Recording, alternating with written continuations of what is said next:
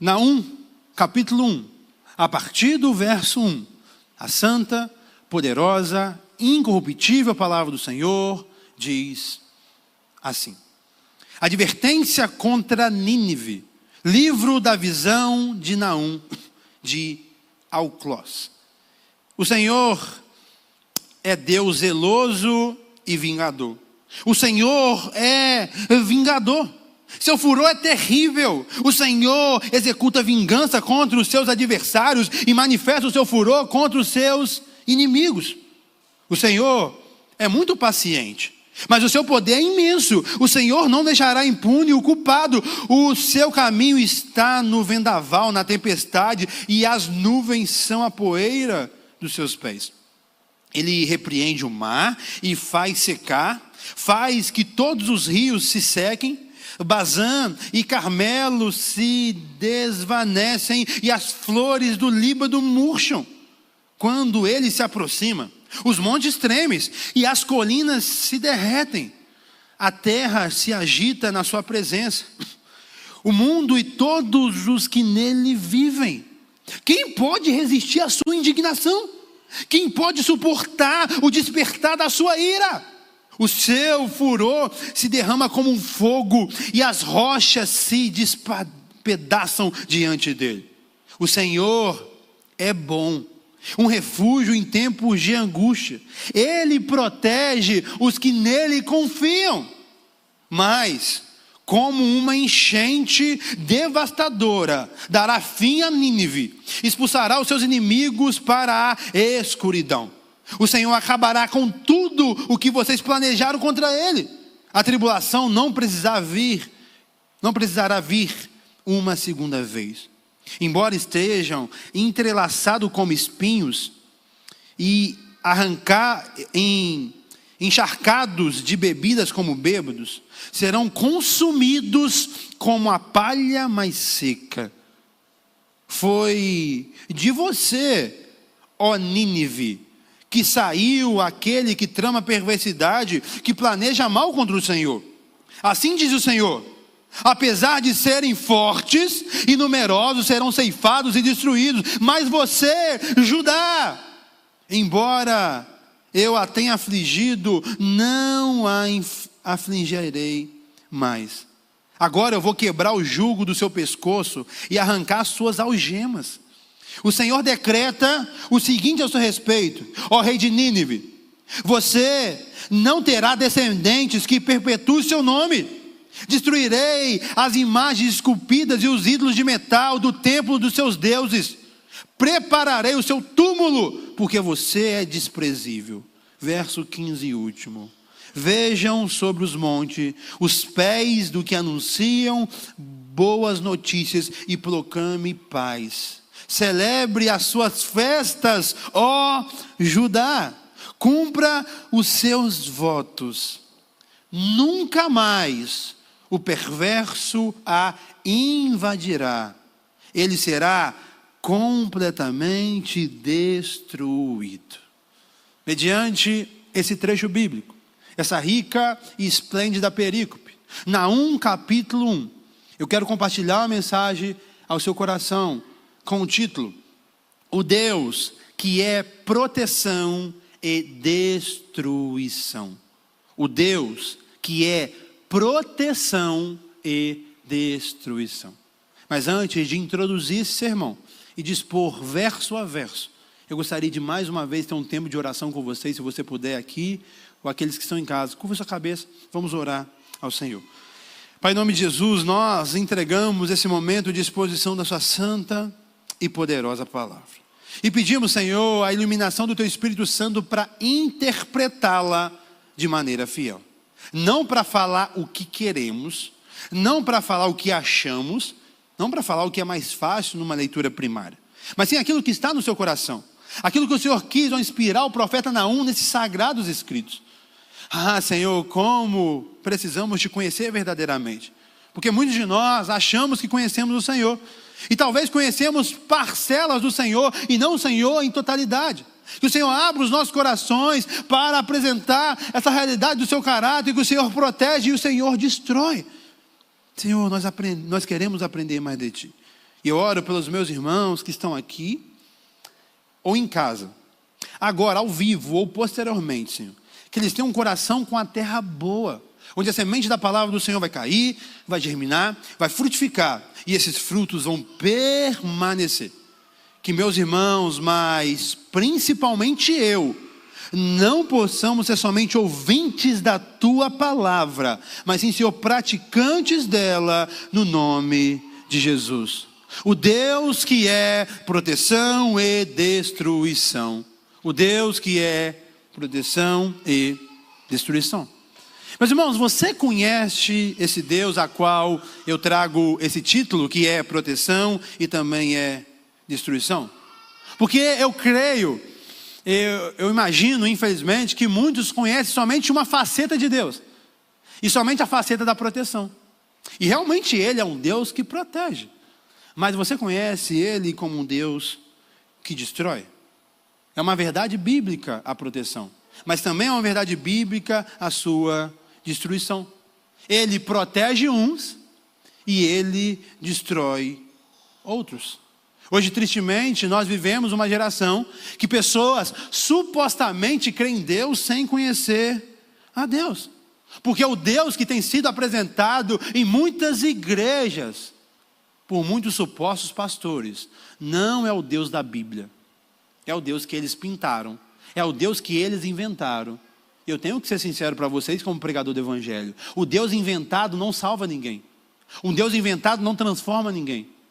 Um Deus inventado não vai te levar para o céu, e sim para o inferno. Por isso eu tenho que te apresentar o verdadeiro Deus a qual nós cremos. Nesse texto de hoje, em todo o livro de Naum, que nós estamos dando start nessa série de exposição, nós vamos ver essa realidade.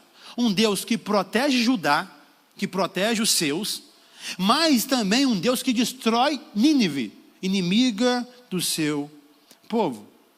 E vamos lá. Se a realidade é essa, Deus é proteção, Deus é destruição, o que Ele aplica para nós? Quem Deus é para nós? Ele é, vamos lá, Ele é proteção e é destruição, o mesmo Deus. E para o Jean e para vocês, o que o Deus é? Ele é proteção ou Ele é destruição? De qual lado nós estamos? O que nós iremos enfrentar? Proteção ou destruição? Tem uma promessa bíblica, meu irmão, que eu amo, da palavra de Deus, eu creio que você também, que Isaías diz, ele fala, se Deus é por nós, quem será contra nós? Glória a Deus por essa promessa, porque essa é uma promessa esplêndida. Se Deus é por nós, meus irmãos, quem pode ser contra nós? Ninguém. Nós estamos falando do Deus onipotente, o Deus poderoso. Mas, meus irmãos, você já pensou no contrário dessa promessa? Como assim? Se Deus é por nós, não tem ninguém como ser contra nós. Não tem. Mas e se Deus for contra nós? Quem que será por nós? É esse temor que tem que vir no meio do seu coração. Porque se Ele for por nós, glória a Deus. Mas se Ele for contra nós, ai de nós. Que possamos, meus irmãos, ter esse Deus como a nossa proteção, para que nunca possamos viver essa destruição que Ele pode causar. Talvez você se pergunte, pastor, eu quero esta proteção, eu não quero a destruição, mas pastor, me ajude, como que eu faço isso? O texto de hoje vai nos dar a resposta e você vai ser conduzido a essa direção. Mas não somente o texto de hoje, mas toda a Bíblia nos garante uma coisa: todos aqueles que têm aliança com Deus experimentarão proteção. Mas o contrário também é verdade. Todos aqueles que não têm aliança com Deus vai viver destruição. Essa é a realidade. E aí, você que vai decidir. E aí, a incumbência está com você. Você quer proteção, mas você tem aliança. Você quer fugir da destruição, mas você quer continuar no seu pecado. Deus protege os seus, mas Deus destrói os que não são seus. Meus irmãos, que lado que você está? Você é um filho de Deus ou um inimigo de Deus? Você é alguém que tem aliança com Deus ou você tem aliança com esse mundo caído? Você joga em qual time? No time de Jesus ou num time desse mundo? Deixa eu ser sincero. Ser de Deus é muito além de vir numa igreja. Por mais que eu creia que todos que são de Deus vêm na igreja, é um mandamento bíblico congregar. Mas ser de Deus é muito além. Ser de Deus é viver uma vida para Ele. É viver segundo os princípios dEle. É não viver mais para nós, e sim Cristo viver em nós. Não é sobre não errar, porque eu sou o principal aqui que erra entre nós. Mas é sobre ter a consciência que quando erramos devemos nos arrepender. É sobre ter a consciência que o erro não pode ter prazer no nosso coração. É sobre entender que nós temos um caminho a trilhar. Por mais que nós tropicamos para lá e para cá, mas nós vamos para o alvo. Nós não vamos achar normal o que Deus reprova. O livro de Naum, meus irmãos, eu espero não somente ver você hoje, mas nas outras sextas, ele vai nos levar, sabe aonde? A conhecer mais a Deus. Porque como nós conhecemos a Deus? Através da palavra de Deus. Ele escolheu se revelar através dela. E talvez você não conhece porque você lê talvez alguns textos que na sua opinião é melhor do que os outros, alguns livros que é melhor do que os outros, e você conhece a Deus porque toda a palavra apresenta a Deus, mas você conhece parcialmente. E você nunca estudou esse livro que é maravilhoso. E esse livro vai nos levar a conhecer a Deus. Ele vai nos mostrar que Nínive será destruída. E a causa da destruição será o pecado que eles cometeram. Nínive era uma cidade sanguinária, uma cidade poderosa, mas uma cidade que vivia uma vida completamente errônea aos olhos de Deus. E agora a conta dos seus pecados tinha chegado. Então que esse sermão de hoje ele possa nos levar a essa direção. A direção de conhecer mais a Deus. Um Deus que é proteção, mas um Deus que é também destruição. O livro de Naum, meus irmãos, ele é uma prévia do juízo final. Por quê? Porque no juízo final, só tem dois lados. Uns vão enfrentar a proteção, outros a destruição. Uns vão para o céu, outros para o inferno. Não existe terceira via, não existe meio termo. Aqui está uma prévia, e por isso nós precisamos aprender mais da palavra de Deus. Mas voltemos para o texto, leia mais uma vez o verso 1 comigo, que diz assim: a advertência contra Nínive, livro da visão de Naum, de Elcós. Aqui nesse verso 1 nós vemos que Deus usa Naum, e o significado do nome de Naum significa consolo. E a gente leu já o capítulo 1, já trouxe o título desse sermão, e parece que não tem consolo aqui não. Parece o que tem é o que a primeira palavra apresenta aqui, advertência. Mas sim, meus irmãos, o livro de Naum, a exposição de Naum, o capítulo 1 de Naum é um texto consolador. Mas é consolador para uns e não para outros. É consolador para Judá, que estava sendo oprimida pelos ninivitas. A opressão iria acabar. Deus iria destruir os inimigos do seu povo.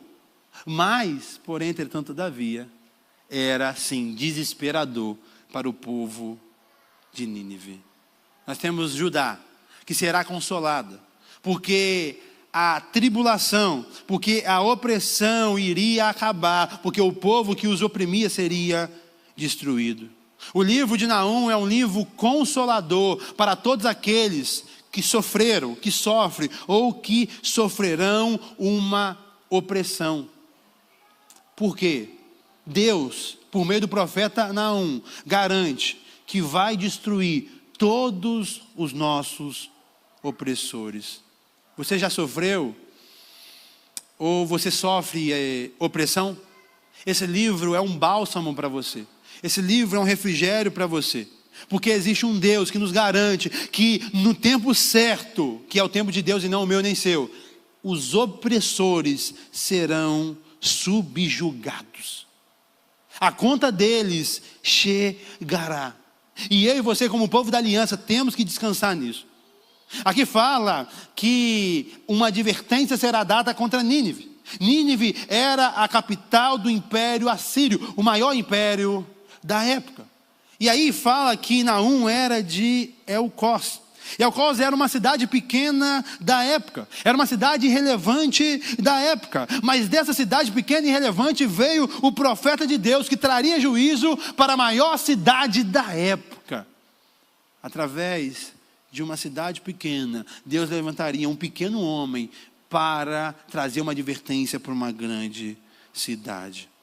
Meus irmãos, ser usado por Deus não é sobre a nossa grandeza, e sim sobre a grandeza de quem nos usa. Não é sobre, meus irmãos, ter contatos. Não é sobre ter networks. Não é sobre ter um sobrenome conhecido. Mas é sobre ter um chamado grandioso desse Deus, que escolhe homens limitados como eu, e que agem na dependência de um Deus ilimitado. E quando o homem limitado age na dependência de um Deus ilimitado, nós conseguimos fazer coisas grandiosas. Naum tem que entender, vocês, que apesar desse Deus ilimitado, usar pessoas limitadas e fazer coisas grandiosas através dela, a glória é somente desse Deus. Por quê? É Ele que faz tudo e todas as coisas. Então a exortação que eu te faço, ainda no verso 1, usando a figura de Naum, que saiu de uma cidade irrelevante e foi usado por Deus para falar contra uma cidade grandiosa. Meus irmãos, pare de se vitimizar, pare de dar desculpa, pare de se inferiorizar. Esteja à disposição da missão de Deus. Deus não está se importando se você é do interior do interior. Deus não está se importando se você é o único cristão da sua família. Deus não está se importando se você não tem Valadão no seu sobrenome. Deus não está se importando e Ele não é dependente disso. Nós estamos falando do Deus Todo-Poderoso, do Onipotente. Então se Ele chamou você para a missão dEle, vá. Pare de dar desculpa. Naum foi usado por Deus para fazer algo grandioso. E você está sendo chamado e está procrastinando simplesmente por vários argumentos que o próprio Satanás te entrega. Meu irmão, seja usado por Deus. A obra não é sua, não é minha, é dele. A gente só vai ser uma ferramenta na mão dele, um canal na mão dele. Tudo vem dele, é feito por meio dele e a glória é para ele.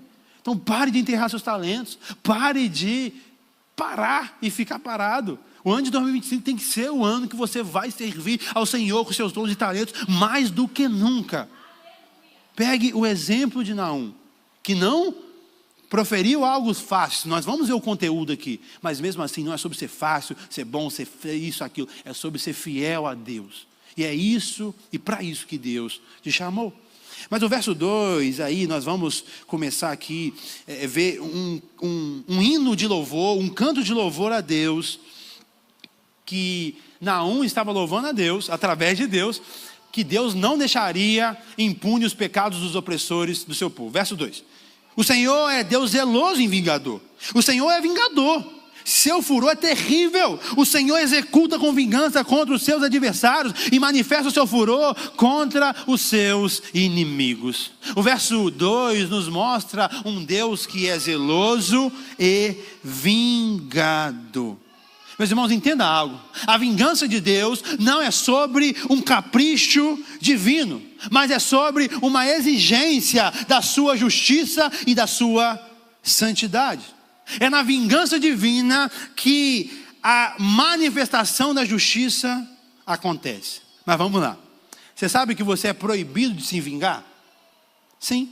Eu e você, nós não podemos nos vingar. Por quê, pastor? Porque a vingança é um atributo somente divino. E não precisa ler agora, mas se você quiser anotar aí, Romanos capítulo 12, verso 19, Paulo nos traz essa realidade. A Deus pertence a vingança. E aí talvez você se pergunte, pastor, por quê? Simplesmente porque tem atributos que são comunicáveis e outros que são incomunicáveis. E por que Deus pode se vingar e eu não posso? Sabe por quê? Porque o nosso Deus é justo. Nele não há injustiça. Então quando Ele decreta a vingança, é algo realmente verdadeiro. Mas eu e você, nós não somos justos, meus irmãos. Ou somos partidaristas, ou passamos pano, ou nós pesamos demais o braço, ou nós tiramos um pouco a mão. Nós não somos justos. Mas existe um Deus que é justo. E esse Deus que é justo, Ele sim é vingador. O que esse verso quer mostrar para mim e para você, principalmente você, da aliança de Deus, é que Deus não se esqueceu dos inimigos que afrontaram o seu povo. E agora a conta desse povo chegou. Demorou anos, demorou muito tempo, mas chegou. E você sabe algo que é interessante? Que Deus destruirá Nínive da forma que Nínive destruiu os outros. Por isso que eu estou falando que Deus é justo. Eles vão sofrer uma invasão militar. Eles vão sofrer cerco, matança, destruição pelo fogo, humilhação, cativeiro e exílio. Tudo o que eles faziam com os seus inimigos, eles sofrerão. Para você entender como que Nínive era uma nação perversa, promíscua, sanguinária. Ele pegava os seus inimigos e colocava anzóis na boca deles e arrastavam eles nas cidades. É esse povo que sofreria a destruição pelas mãos do nosso Deus. Eu sei, meus irmãos, que você já foi injustiçado. Eu sei que você já foi prejudicado. Mas você não pode e você não deve se vingar. Mas o que você deve fazer é confiar em um Deus que é vingador. No tempo dele, na forma dele, segundo a vontade dele, ele agirá. Então descanse nele, ele é a nossa proteção.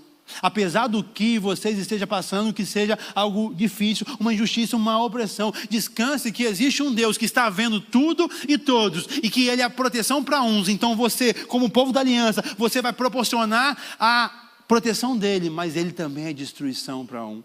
Deixe na mão dele, e o que ele quiser, ele mesmo, com as suas próprias mãos, vai fazer com os nossos opressores. Creia nisso, descanse nisso. Por isso eu falo, esse livro é consolador. Mas eu tenho que fazer uma alerta também. Você que é o opressor que me escuta, aqui ou em casa. Você que é o injusto que me escuta. Você que tem passado a perna nas pessoas. Você que tem se aproveitado dos mais vulneráveis. Saiba que Deus está vendo. Você saiba que Deus sabe de tudo. Saiba que você pode enganar a Receita Federal. Você pode enganar as pessoas que infelizmente são mais fáceis de ser enganadas. Você pode enganar o mundo, mas você não pode enganar Deus. E se você não se arrepender, essa destruição chegará na sua vida. Eu não posso mentir para você. Eu tenho que te falar essa verdade. Deixe a injustiça hoje. Injustiçados, descanse, que Deus é a sua proteção e Ele te vingará. Mas você que é injusto, se arrependa enquanto é tempo. Verso 3, parte A, diz assim: o Senhor é muito paciente, mas o seu poder é imenso. O Senhor não deixará impune o culpado. O texto de Naum capítulo 3, somente essa parte que nós lemos, ele fala da paciência de Deus. Mas Naum faz um contraste e mostra que a penalidade ela é inevitável. Ele fala, Deus é paciente, mas o seu poder é imenso. Ele não deixará impune o culpado. Por quê, meus irmãos? A natureza de Deus o faz punir o pecado. Por quê? Porque a natureza do pecado exige punição. O salário do pecado é a morte. Por isso que Jesus teve que morrer. Ele morreu no seu lugar e no meu, para pagar o preço do meu e do seu pecado. O pecado foi nosso, mas Jesus pagou. Alguém tinha que pagar essa conta. E glória a Deus por ele, porque ele pagou o que nós éramos incapazes de pagar. Mas Deus então, ele é paciente, mas ele é justo. Meus irmãos, Deus tem muita paciência e ai de nós se não fosse a paciência dele. E a paciência de Deus, ela revela uma graça esplêndida de Deus, nos dando uma oportunidade de nos arrepender e de voltar para ele. Mas ele é paciente, mas ao mesmo tempo ele é justo. Então uma hora, cedo ou tarde, as consequências dos seus erros vão chegar. Você acha que está passando batido, mas não está passando. Então isso que você tem que entender hoje. A paciência de Deus, que não te destruiu ainda, tem que te levar ao arrependimento e ao abandono desse pecado, e não à manutenção do seu pecado. E olha que coisa interessante quando nós fazemos a interpretação bíblica. Eu não sei se vocês lembram da cidade de Nínive, porque em outro livro ela aparece, que é no livro do profeta Jonas. A cidade de Nínive, há um tempo atrás, que nós não sabemos quanto tempo, ela teve o presente de receber Jonas. Deus enviou Jonas para essa cidade. Uma cidade, como eu falei, que tratava os seus inimigos sanguinários, inimigo do povo de Deus, que Deus mandou Jonas. E Jonas não quis. Por quê? Porque era uma cidade com essas características. Jonas quis brigar com Deus, como muitos. E ele quis ir para outro lugar. E ninguém pode resistir a Deus. Ele foi para lá porque Deus queria. Então, se Deus quiser, acabou. E aí ele foi, mesmo sem a vontade dele. É o único pregador da história que pregou para um auditório que ele não queria que se convertesse, porque ele queria que eles fossem fulminados. Ele pregou e todos se arrependeram, com panos de saco e com cinza, que é um sinal externo de um arrependimento interno. Todos se arrependeram. Mas nós temos algo registrado aqui no livro de Naum, que esse arrependimento durou pouco tempo. Agora, os habitantes de Nínive se arrependeram de terem se arrependidos. Eles simplesmente, mais uma vez, voltaram para os seus pecados, viraram as costas para Deus. Aqueles, meus irmãos, que abandonam os seus pecados, têm a proteção de Deus. Mas aqueles, meus irmãos, que permanecem em seus pecados, têm a destruição de Deus. Você acha que Deus está demorando em agir em juízo aos opressores que nos cercam? A resposta é: Deus está tendo paciência deles. Deus está dando uma chance para que os nossos opressores se arrependam dos seus pecados. É isso. Então, por isso esse livro é um consolo, porque talvez você se pergunte: Deus, por quê? Por quê? Por quê? Por quê? Deus está tendo paciência com os seus opressores. Mas se eles não se consertarem enquanto é tempo, eles vão viver a destruição divina. E Deus, meus irmãos, está sendo muito paciente com você que está no pecado. Você deveria agradecer a Deus de ainda não ter sido fulminado. Mas eu te convoco: use a paciência de Deus para se arrepender. Não use a paciência de Deus para permanecer no pecado. Não é porque, entre aspas, deu certo o que Deus está provando. Se é feito da forma errada, com os princípios errôneos, não é de Deus, por mais que dá certo. Quantas pessoas que são desonestas e têm dinheiro por aí? Não é certo, por mais que, entre aspas, por um curto período, dá certo. Não é porque você não foi pego ainda no seu erro que está tudo bem. O que está acontecendo? Deus está tendo paciência com você, mas uma hora, igual os ninivitas, a conta vai chegar. Por isso, meu irmão, se arrependa enquanto é tempo, porque a destruição na vida daqueles que escolhem o pecado e viram as costas para Deus está cada dia mais próxima. E olha que o verso 3, parte B, 4 e 5 diz: o seu caminho está no vendaval, e na tempestade e as nuvens são poeira dos seus pés. Ele repreende o mar e o faz secar, faz que os rios se sequem. Bazã e o Carmelo se desvanecem e as folhas do Líbano murcham. Quando ele se aproxima, os montes tremem e as colinas se derretem. A terra se agita em sua presença, o mundo e todos os que nele vivem. Aqui nós temos o temor de todos perante este Deus que é proteção e destruição. Eu te pergunto, meu irmão, você teme a Deus? Você reconhece a soberania de Deus? Naum está mostrando no seu livro a soberania de Deus em relação à natureza. Tudo e todos tremem perante Ele, porque nós estamos falando de um Deus que é glorioso, excelso, onipotente. Mas você sabe o que é mais triste, que corta meu coração como pastor? É ver que nos nossos dias, em muitas pessoas, não existe mais o temor de Deus. O temor de Deus simplesmente, meus irmãos, eu falo isso, tristeza, ele desapareceu. Por isso, muitos, e talvez você, vivem uma vida de qualquer maneira. Por isso, muitos, e talvez você, faz o que você acha melhor e não o que Deus tem para você como melhor. Simplesmente por você não temer a Deus. Os ninivitas, por não temer a Deus, eles tiveram a oportunidade de caminhar de forma diferente a partir da pregação de Jonas, mas depois de um tempo eles escolheram o pecado. A falta de temor te faz permanecer no pecado. Se você tiver temor a Deus, você vai lutar contra esse pecado. Não estou falando que vai ser fácil vencê-lo. Eu estou falando que você vai lutar com unhas e dentes e você vai vencer este pecado. Porque em Cristo nós somos livres. Porque em Cristo nós temos capacidade de falar não para os nossos pecados. Mas o que te faz a fazer a manutenção dele é porque você não tem temor nesse seu coração. Você tem medo de vários homens, mas você não tem medo do Deus que é vingador. Você tem medo talvez da polícia, talvez dos bandidos, talvez de um presidente subir lá na República, talvez da Terceira Guerra Mundial. Você tem medo de tudo, você é um medroso, mas você não tem medo de um Deus que pode te fulminar agora. O temor ao Senhor tem que ter espaço no nosso coração. Entenda algo, eu te perguntei no começo desse ponto, se você teme a Deus. E muitos talvez falaram, eu temo. Talvez você pensou, não, eu temo a Deus.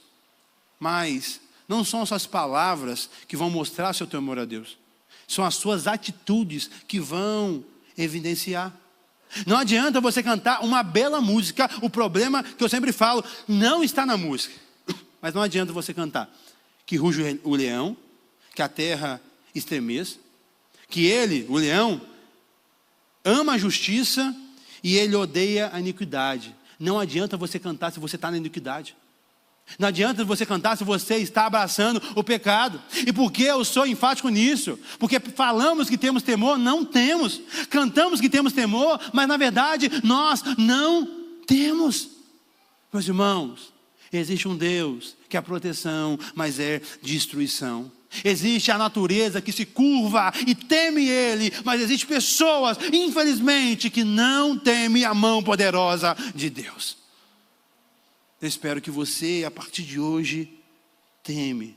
Porque o leão que ruge é proteção para uns, mas ele é destruição para outros. Verso 6 diz assim: quem pode resistir à sua indignação? Quem pode suportar o despertar de sua ira? O seu furor se derrama como um fogo e as rochas se despedaçam diante dele. Meu Deus. Ninguém pode fugir da ira do Deus que é a destruição.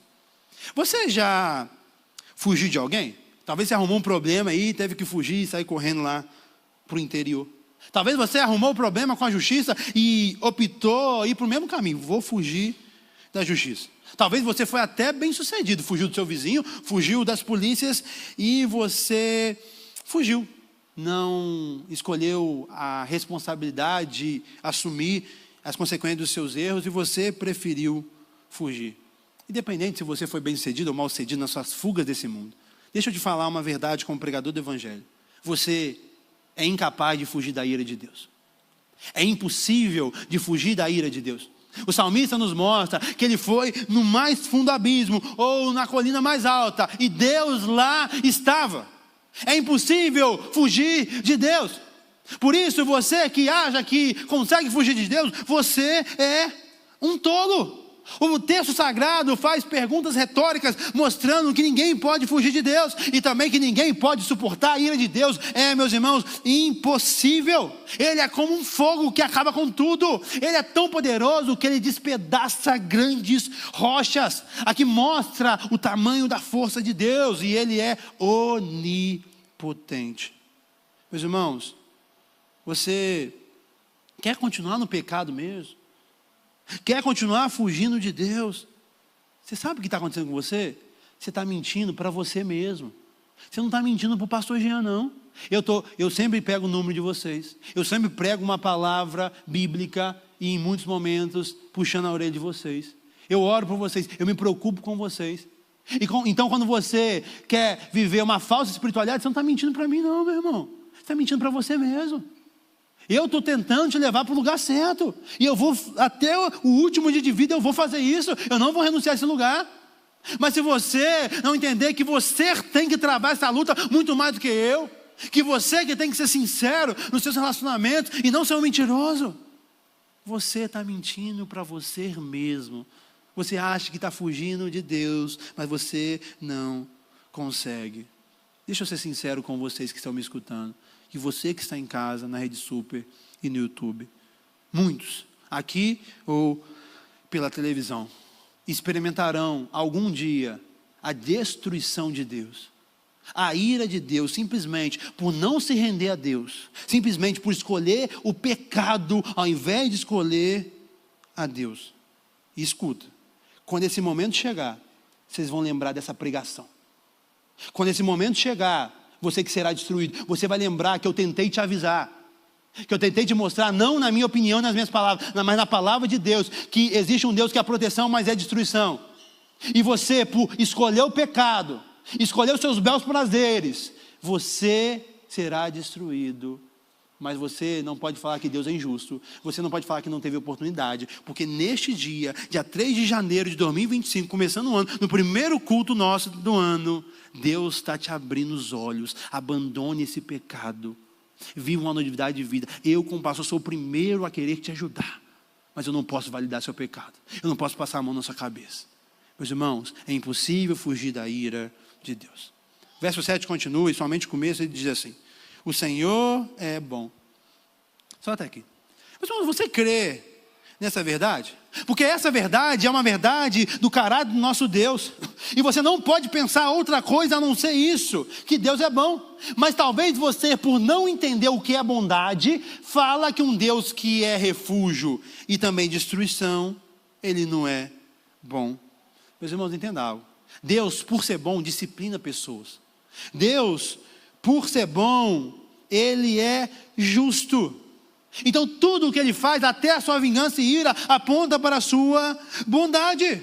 O povo de Judá está sendo oprimido pelos ninivitas, e eles têm a fé, que é a certeza, de falar que Deus é bom. Mesmo sendo oprimido, mesmo sendo caçoado, ele fala que Deus é bom, porque eles criam que Deus é um supremo juiz. Eles criam que Deus um dia ia julgar os seus opressores. Meus irmãos, vamos recapitular as ações de Deus e ver que ele é bom. Eu vou provar para você. Deus foi bom com os ninivitas quando ele enviou Jonas para pregar para eles. Eles ouviram o evangelho, eles aceitaram e depois recuaram. Deus foi bom com Judá, que estava sendo até esse momento oprimida, porque ele não desistiu de Judá, mesmo nos piores momentos, com esse povo também errando e falhando contra Deus. Deus tem sido muito bom com você, meu irmão. Ele tem te abençoado de várias formas, e a principal hoje, dia 3 de janeiro de 2025, é o fôlego de vida que está nos seus pulmões. Deus é bom com você. Deus foi bom com seus filhos, com seus eleitos, com a sua igreja, porque ele enviou Cristo Jesus para morrer em nosso lugar. Meus irmãos, Deus é bom. Mas o que você tem feito com a bondade de Deus? Porque os ninivitas receberam as bondades de Deus através de Jonas, mas eles simplesmente voltaram para o pecado. Muitos, como os ninivitas, usam a bondade de Deus para permanecer nos seus pecados. Outros usam a bondade de Deus para abandonar os seus pecados.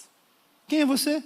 Um que usa para permanecer ou um que usa para abandonar? Aqueles que usam para abandonar, então faz as escolhas certas, eles vão receber no tempo presente, mas principalmente na eternidade, a proteção divina. Mas aqueles que usam de forma errônea a bondade do nosso Deus, e acha, não, Deus é bom, então ele não é justo, então eu não vou ser destruído, vai viver, infelizmente, a destruição. O apelo que eu te faço como pregador do evangelho: tome a atitude certa perante a bondade de Deus. Um Deus bom, gracioso, maravilhoso, lindo, isso é tudo ele, deve nos levar à rendição, ao abandono do pecado, à santidade, ao cumprimento do propósito dele na nossa vida, e não a fazer coisas que desagrada a ele, e não fazer coisas que levou Nínive a ser destruída. Verso 7 ainda diz assim: um refúgio em tempos de angústia, ele protege os que nele confiam. O nosso Deus é bom, o nosso Deus é o nosso refúgio. O nosso Deus é aquele que, meus irmãos, nós podemos recorrer nos momentos de fraqueza e angústia. Você está em tempo de angústia? Te apresenta um Deus que te socorre nesse difícil momento. Um Deus que, mesmo em meio às dificuldades do seu povo, ele protege o seu povo. Um povo que crê em Deus mesmo em meio a uma opressão. Mas esse texto mostra, não sei se você reparou, a gente tem que ser detalhista na interpretação bíblica, é que um refúgio em meio à angústia, ele protege quem? Os que nele confiam. Você confia em Deus? Porque aqui o profeta aponta que a proteção está condicionada à confiança. Se você não confia em Deus, você não tem este Deus como refúgio. Isso é algo matemático, é muito claro. Por que você fica numa casa? Porque você confia que o pedreiro fez de maneira certa e ela não vai desabar na sua cabeça. Por que você sentou nessa cadeira? Porque você confia que ela não vai quebrar e você vai cair. E alguns, não todos, vão rir desse momento. Você confia e você faz as coisas. Então sim, o motivo de Deus não ser o seu refúgio é porque você não confia em Deus. E agora você vê que o problema não está em Deus, o problema está em você. Porque Deus é a proteção, meu irmão. E eu e você, que confiamos nele, nós sabemos disso. Nós cantamos que vamos construir a nossa vida nele. Por isso hoje, Naum, consolo, ele quer de alguma forma reafirmar a confiança que temos em Deus. A mensagem de Deus para vocês é: você precisa confiar mais em Deus nessa situação. O nosso Deus é maior do que qualquer coisa que pode nos afligir. Nós estamos falando do onisciente, do onipotente, do grandioso, do excelso. Ele é maior do que tudo e todos. Mas talvez você confie na bolsa de valores de Nova York, você confia na sua conta bancária, você confia nas pessoas, você confia em várias, mas você não confia em Deus. E quem não confia em Deus não tem refúgio nele. Você, independente do cenário que você encontra, você deve confiar em Deus. Mas, meus irmãos, olha o que o verso 8 fala. Não, 7, né? Não, 8, já li o 7. E o verso 8, ele está escrito assim: mas com uma enchente devastadora dará fim a Nínive, expulsará os seus inimigos para a escuridão. A Bíblia não foi escrita com capítulos e versículos. Foi algo colocado há pouco tempo. O capítulo, o ano 1200, alguma coisa, o versículo 1580, pouco tempo. A igreja tem 2.000 anos de história. Elementos muito bons que nós amamos, é muito importante para nosso estudo, mas não é inspirado por Deus. Mas é bom. E aí, aqui nesse versículo, poderia ser um só, o versículo 7 e o versículo 8, mas quem instituiu foi 2, e tudo bem. E aqui mostra uma realidade que eu sempre falo com vocês, não sei se vocês vão se lembrar, e aqui para mim é o maior exemplo, que eu não gosto das famosas caixinhas de promessa. Por quê? As caixinhas de promessa vai pegar algo que na sua opinião é bom, uma promessa boa, e vai excluir algo que talvez não é bom. E eu vi esses dias uma caixinha de promessa onde tinha o verso 7 do capítulo 1. E é verdade, Deus é bom, ele é refúgio, e glória a Deus. Mas no capítulo, o verso 8, eu não achei nessa caixinha de promessa. O Deus é como uma enchente devastadora contra Nínive. Porque essa também é uma promessa bíblica. Viu, meus irmãos, como é complicado as coisas? Nós achamos o que é bom, nós achamos que sabemos, mas quem sabe é Deus. Então, não tem como, não existe um Deus que é bom e refúgio, e um Deus que não é destruidor. Esse Deus dos gregos, que fazem várias divisões, não existe. O nosso Deus, ele é salvador e ele é condenador. O nosso Deus, ele é proteção e ele é destruição. O nosso Deus criou o céu e enviará pessoas para lá, e criou o inferno e enviará pessoas para lá. Não existe essa dicotomia. Então cuidado com a sua interpretação bíblica capenga, que pega uns versículos isolados, sem contexto. Isso não é uma interpretação bíblica saudável. Mas o nosso Deus, verso 8, ele é destruidor. O autor aqui vai usar a figura da enchente, e se você já experimentou, infelizmente, na minha infância eu experimentei várias enchentes durante os anos onde eu morava, e aonde a enchente passava, ela destruía tudo. Ela destruía móveis, ela destruía a casa. E aqui ele usa o exemplo da força das águas, das enchentes, para mostrar a força do Deus Todo-Poderoso. Entenda, meus irmãos, o nosso Deus, ele é devastador. Exemplos bíblicos: Nínive foi destruída, Egito foi destruído, o faraó foi destruído, Sodoma e Gomorra foi destruído, Ananias e Safira foram destruídos, vários inimigos de Deus foram destruídos. Este é o nosso poderoso Deus. O profeta está mostrando que Deus iria destruir Nínive por causa dos seus pecados. E por que você acha que vai ficar impune neles? Você acha que Deus, deste tempo aqui, talvez 3.000 anos atrás, era um Deus, e o Deus de 2025 é outro Deus? Você acha que Deus vai destruir Nínive e vai poupar você? A mesma destruição que estava preparada para Nínive, porque não se arrependeram, estará pronta para você que não se arrepender. Eu e você temos que entender essa realidade. O nosso Deus é devastador. Se arrependa o quanto antes. Verso 9. O Senhor acabará com tudo que vocês planejam contra ele. A tribulação não precisará vir uma segunda vez. O verso 9 mostra que não adianta, meus irmãos, tramar contra Deus. O governante de Nínive era tão arrogante, altivo, que ele tinha a audácia de tramar contra Deus. E o profeta traz a realidade que todos os inimigos de Deus seriam destruídos de uma vez só. Não vai precisar de outra leva. De uma vez só eles seriam destruídos. Nada que eu e você possamos tramar contra Deus vai ser bem sucedido. Nada da nossa independência contra Deus será bem sucedido. Quando tramamos contra Deus, pastor? Quando nós seguimos os nossos caminhos. Quando nós viramos as costas para os seus princípios. Quando nós queremos viver da nossa forma, porque nós achamos que sabemos de tudo. E nós desprezamos os conselhos do onisciente. Meu irmão, não adianta tramar contra Deus. Verso 10 diz assim: embora estejam entrelaçados como espinho e encharcados de bebidas como bêbados, serão consumidos como a palha mais seca. Aqui mostra que nosso Deus, ele é fogo consumidor. Os inimigos de Deus, eles serão, ou melhor, eles seriam destruídos como a palha fulmina o fogo. O profeta descreve o terror que é o juízo deste Deus. Nada nem ninguém pode escapar dele. Ele fala que eles estavam encharcados de bebida. Aqui aponta que eles buscavam um refúgio que a embriaguez poderia proporcionar, mas eles não encontraram. Meus irmãos, talvez você está indo para as drogas, talvez você está indo para os prazeres, talvez você está indo para vários lugares querendo buscar refúgio, e você sabe o que você vai encontrar? Destruição. Destruição da sua vida, da sua família, da sua saúde e principalmente destruição eterna. É somente em Deus que tem proteção, é somente em Deus que tem restauração. Os prazeres, os entorpecentes desse mundo só vão te iludir e te destruir. O pecado te proporciona destruição e não refúgio. Verso 11 e 12 parte A diz assim: foi de você, ó Nínive, que saiu aquele que trama perversidade, que planeja o mal contra o Senhor. Assim diz o Senhor: apesar de serem fortes e numerosos, serão ceifados e destruídos. Aqui mais uma vez o profeta mostra que Nínive será destruída. O profeta fala diretamente com essa cidade sanguinária de Nínive, que eles seriam destruídos pelo Deus que é destruição.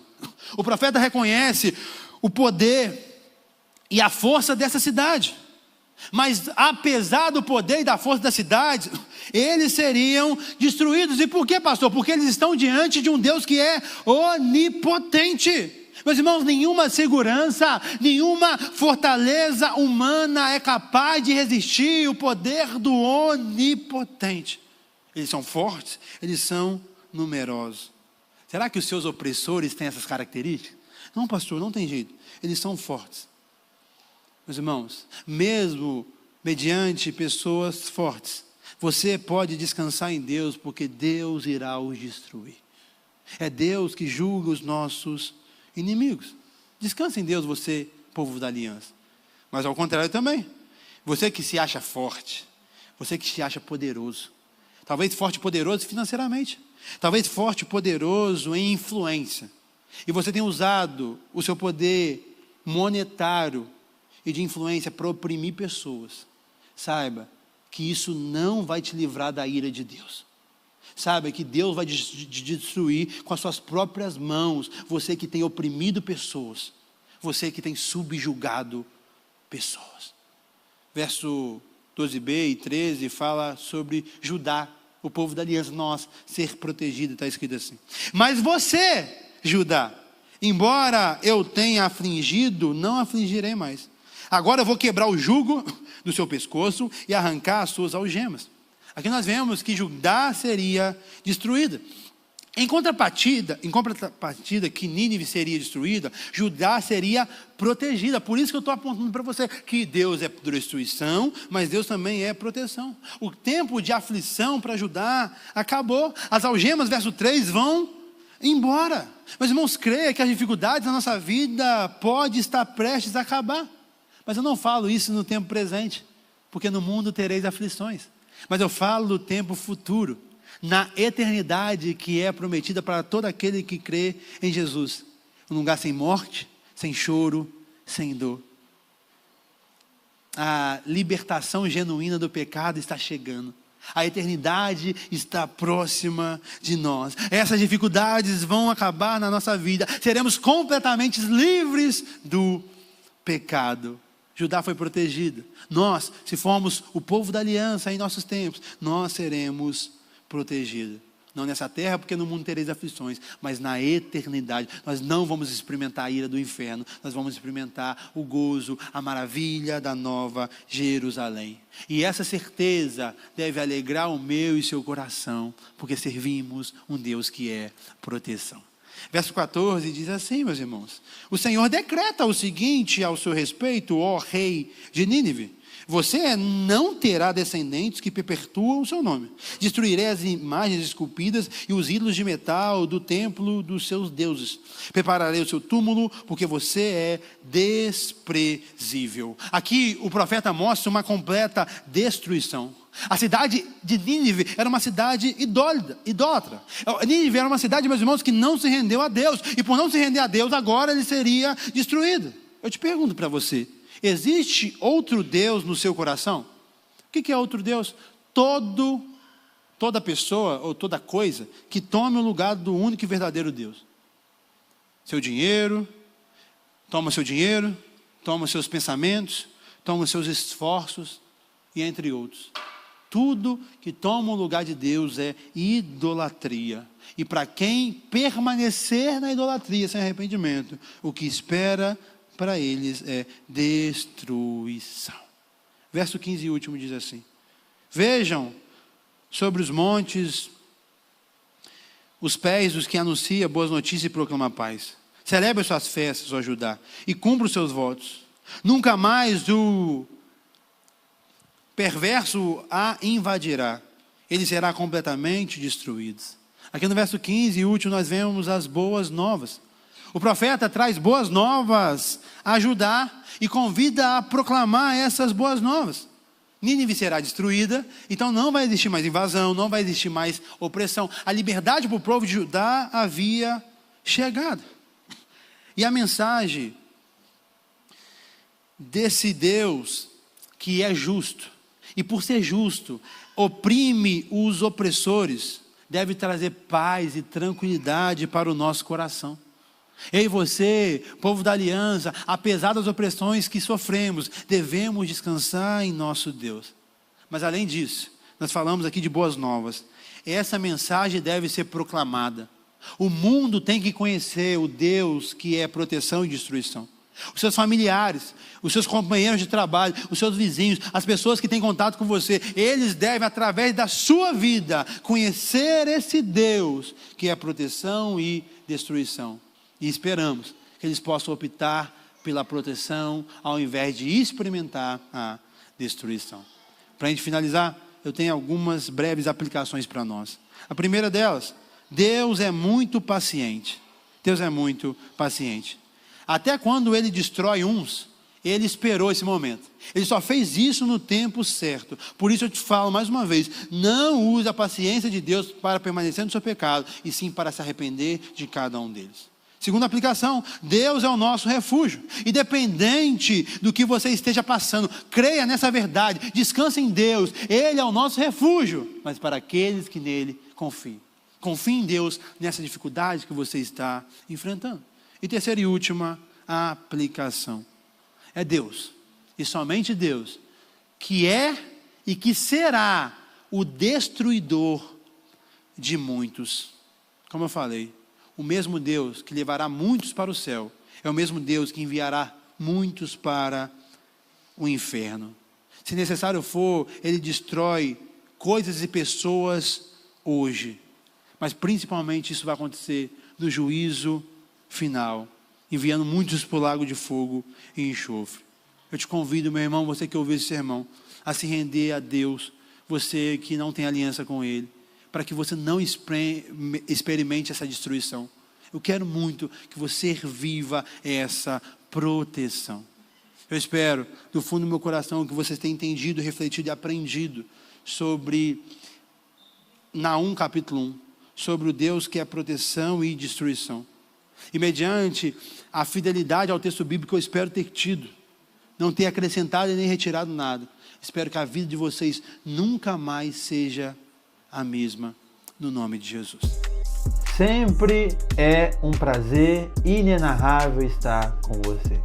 Curta, comente, compartilhe esse vídeo e se inscreva no nosso canal. Que Deus te abençoe.